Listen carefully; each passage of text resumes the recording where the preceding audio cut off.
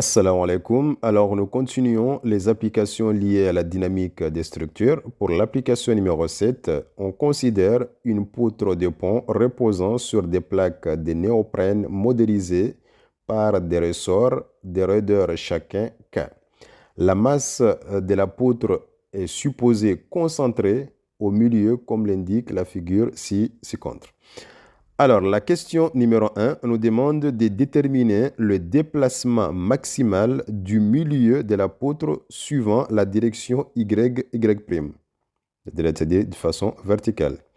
Deuxième question, déterminer la contrainte normale maximale dans la poutre.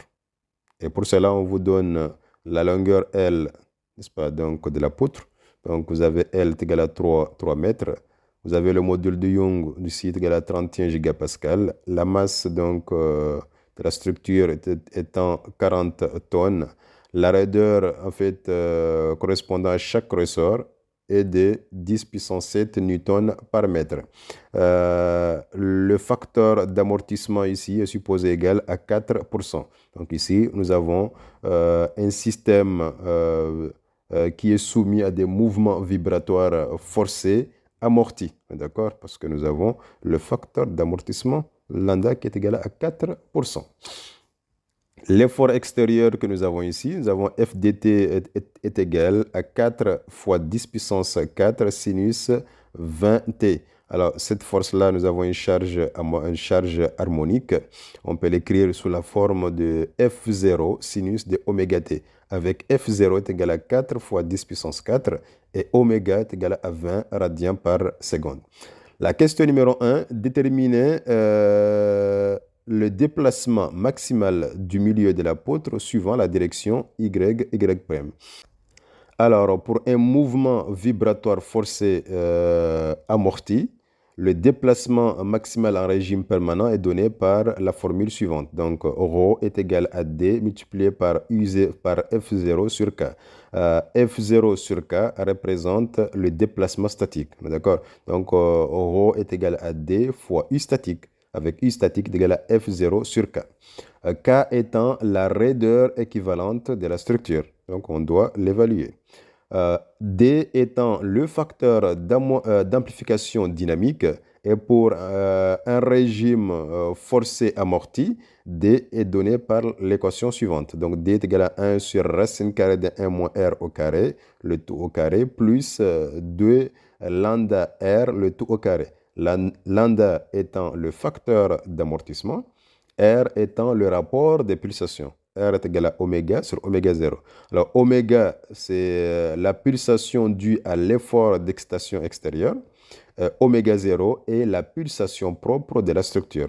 On doit l'évaluer aussi. Donc, pour accéder au déplacement maximal, on doit tout d'abord déterminer la raideur équivalente. Ensuite, déterminer la valeur de oméga 0 pour pouvoir accéder au calcul du facteur d'amplification dynamique. Et de là, on pourra maintenant calculer l'amplitude maximale. Alors, partons maintenant à la recherche de la raideur équivalente K du système. On y est. Alors, en regardant le système ici, la poutre en question est en série, donc la raideur équivalente de la poutre est en série avec les deux ressorts. Alors, le ressort de raideur K1, de raideur K et le ressort de raideur K, ces deux ressorts-là sont montés en parallèle. Alors, la raideur équivalente est égale à 2K. Donc, la raideur équivalente est en série avec la raideur de la poutre. Donc, ces deux raideurs-là ces deux ressorts-là seront en série. Donc, la raideur équivalente étant l'inverse de la somme de ces deux raideurs. Donc, on aura 1 sur K équivalent est égal à 1 sur K de la poutre, d'accord? Parce que la poutre sera en série avec K1 et K2, d'accord? Donc, on trouve d'abord la raideur équivalente pour ces deux ressorts. Donc, comme les deux ressorts sont identiques, la raideur équivalente est égale à 2K. Donc, 2K en série avec la raideur l'équivalente de la poutre, on n'aura que 1 sur K équivalente de la structure sera égal à 1 sur K de la poutre, d'accord, plus 1 sur 2K. Le 2K, c'est la raideur équivalente de ces deux ressorts-là.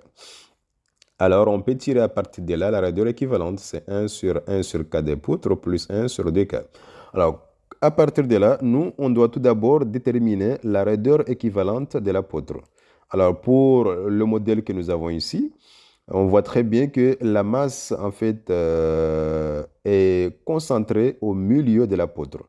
Alors, d'après le cours, on avait dit que lorsque la masse est concentrée au milieu de la poutre, alors la raideur équivalente K est donnée par la relation suivante. Donc, K est égal à 3 EI multiplié par la longueur, en fait, de la poutre. D'accord? La longueur de la poutre sur la distance qui sépare l'extrémité inférieure par rapport à la masse au carré, multiplié par la distance de l'extrémité supérieure par rapport à la masse au carré. Donc, de là à là, ça fait L, donc c'est L au carré. De là à là, ça fait L, donc c'est L au carré. Entre parenthèses ici, on met la longueur de la poutre. Alors, pour nous, c'est L plus L, ça nous fait 2L. Ce que vous voyez, c'est 2L. Alors là, on aura 3 EI. Normalement, la formule générale, lorsque vous avez une poutre avec une masse, n'est-ce pas, placée soit au milieu, soit à l'extrémité quelque part, la formule est la suivante. Hein. Donc, K de la poutre est égal à 3 EI multiplié par la longueur de la poutre divisé par A au carré multiplié par B au carré.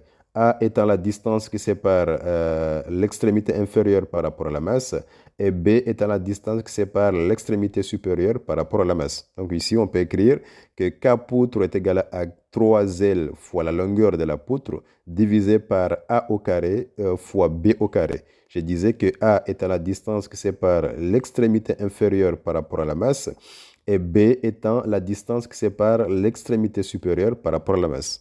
Et lorsque vous remplacez maintenant les données, L est égal à 2L, donc je remplace 2L. Maintenant, A est égal à L, donc j'aurai L au carré. B est égal à L, donc j'aurai ici L au carré. Parce que de là à là, ça fait L, là à là, ça fait L. Si par exemple, de là à là, vous avez L sur 2, et là à là, ça fait L sur 2, on allait écrire ici L sur 2 le tout au carré, multiplié par L sur 2 le tout au carré. Si par exemple, la poutre avait une longueur L, donc si de là à là, ça fait L, on allait écrire 3EI fois L, d'accord, divisé par, de là à là, ça nous ferait L sur 2. Et de là à là, ça nous ferait L sur 2. On allait écrire L sur 2 le tout au carré, multiplié par L sur 2 le tout au carré. D'accord? Alors, pour notre cas, nous avons la longueur de la poutre, c'est 2L. Donc, vous avez ici 3EI fois 2L, divisé par L au carré, multiplié par L au carré. Après simplification, on trouve que le K de la poutre est égal à 6EI sur L au cube. Or, le moment quadratique est donné par l'expression suivante, puisque nous avons une section rectangulaire. Donc, section rectangulaire, le moment quadratique suivant ZZ' est donné par la relation suivante. C'est égal à B multiplié par H au cube divisé par 12. Donc, B est égal à 30 cm. H est égal à 50 cm divisé par 12. Donc, on aura BH au cube divisé par 12. En injectant l'expression de I dans l'expression de K poutre, on peut aboutir à l'expression suivante. Parce que là, vous avez 12, 6, on peut simplifier par 6, il va nous rester 2. On aura BH au cube, d'accord? EBH au cube divisé par 2 fois L au cube. Et après calcul numérique, on trouve K poutre est égal à 2,153 fois 10 puissance 7 Nm. On y est. Parce que n'oubliez pas que le module de Young, il faut convertir ça en Pascal. Donc vous avez 31 gigapascal, donc c'est 31 fois 10 puissance 9. Et convertir aussi B et H en mètres. Vous avez B est égal à 30 cm, en mètres, ça nous donne 0,3. Pour le H, vous avez 50 cm, en mètres, ça vous donne 0,5 mètres. Donc, connaissant la raideur équivalente de la poutre, maintenant on peut aboutir à la raideur équivalente de la structure. Donc, on aura K est égal à 1 sur K poutre plus 1 sur 2 fois K, donc petit k. Avec petit k est égal à 10 puissance 7 newton par mètre. Après calcul, on trouve une valeur de 1,037 fois 10 puissance 7 newton par mètre.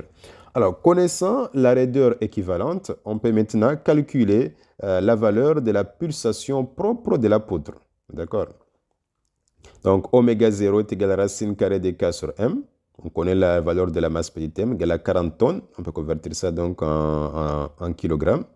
D'accord? En multipliant par 10 puissance 3. Et après calcul, on trouve une valeur de 16,10 radians par seconde.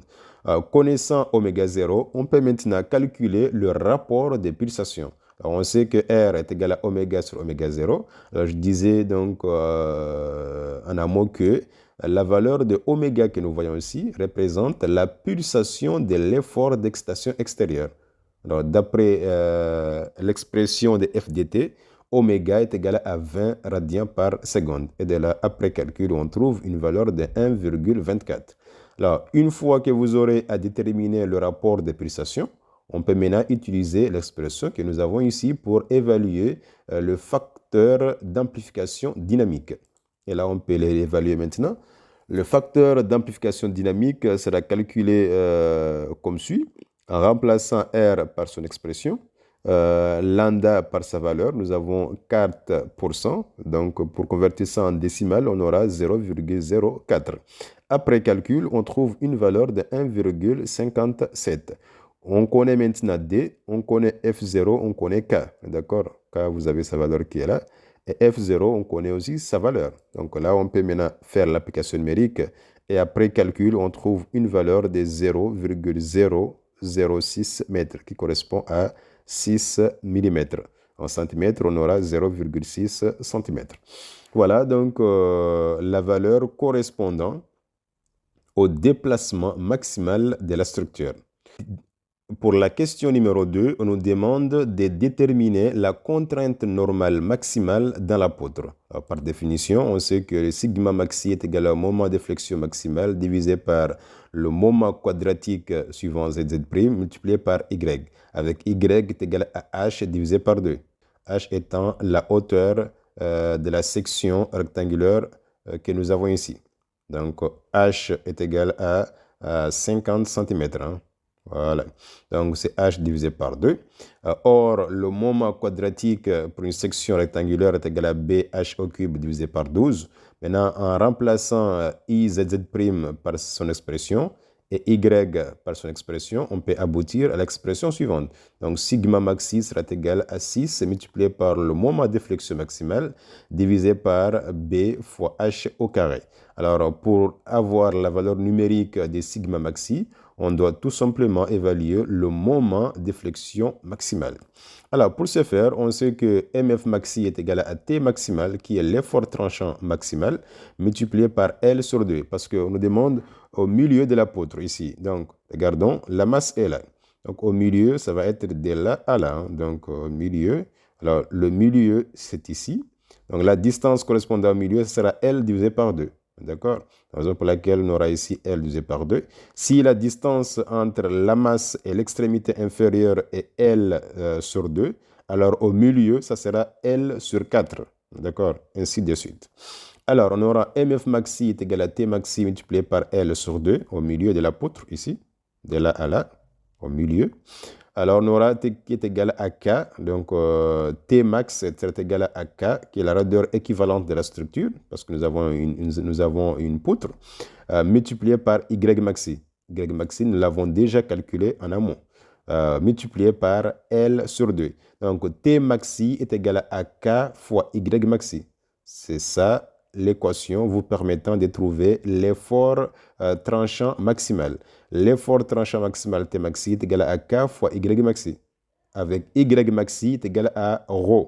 Après calcul, en remplaçant K par sa valeur, Y maxi par sa valeur, d'accord, L par sa valeur, on trouve une valeur de 9,33 fois 10 puissance 4 Newton mètre.